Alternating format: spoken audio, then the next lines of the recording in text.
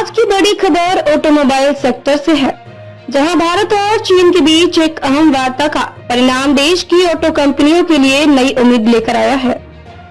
चीन ने हाल ही में कुछ खास किस्म की धातुओं के निर्यात पर प्रतिबंध लगाया था। इनमें सबसे अहम है रेयर अर्थ मैग्नेट, जिनका इस्तेमाल इलेक्ट्रिक वाहनों समेत ऑटोमोटिव मोटर्स में होता है।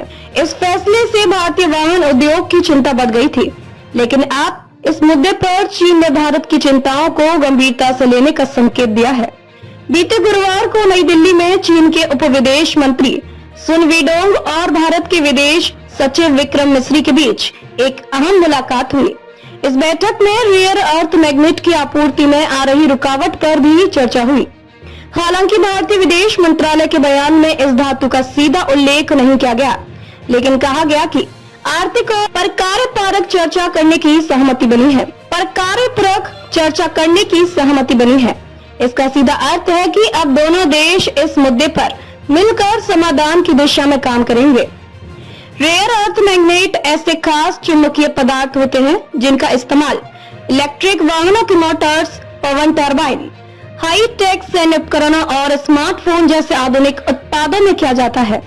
चीन इस क्षेत्र में दुनिया का सबसे बड़ा उत्पादक है। अप्रैल 2025 में उसने 6 प्रकार की महत्वपूर्ण धातुओं के निर्यात पर कुछ शर्तों के साथ रोक लगा दी थी। इसके तहत चीन ने यह शर्त रखी थी कि आयातक देशों को यह साबित करना होगा कि ये धातुएं सैन्य उपयोग में नहीं लाई जाएंगी। भारत की प्रमुख वाहन निर्माता कंपनियां, खासकर ईवी सेगमेंट में काम करने वाली, इस आपूर्ति में रुकावट से उत्पादन में बाधाओं का सामना कर रही है। यही कारण है कि भारत ने इस मुद्दे को नई दिल्ली स्थित चीनी दूतावास और बीजिंग स्थित भारतीय मिशन के माध्यम से प्रमुखता से उठाया था।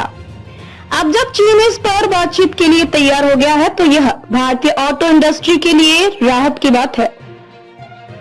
सिर्फ भारत ही नहीं, अमेरिका और यूरोप की वाहन कंपनियां भी चीन के इस कदम से परेशान है। बीते मंगलवार को अमेरिका चीन के बीच हुई ट्रेड वार्ता में भी यह मुद्दा उठाया गया था। इस अहम बैठक में एक और सकारात्मक पहलू यह रहा कि भारत और चीन ने दोनों देशों के बीच सीधी उड़ान सेवाएं दोबारा शुरू करने पर सहमति जताई है।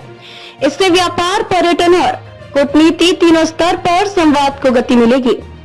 चीन के इस नरम रुख से न केवल भारत की ऑटोमोबाइल इंडस्ट्री को संजीवनी मिल सकती है, बल्कि यह दोनों देशों के बीच व्यापारिक संबंधों में भी एक नया अध्याय खोल सकता है।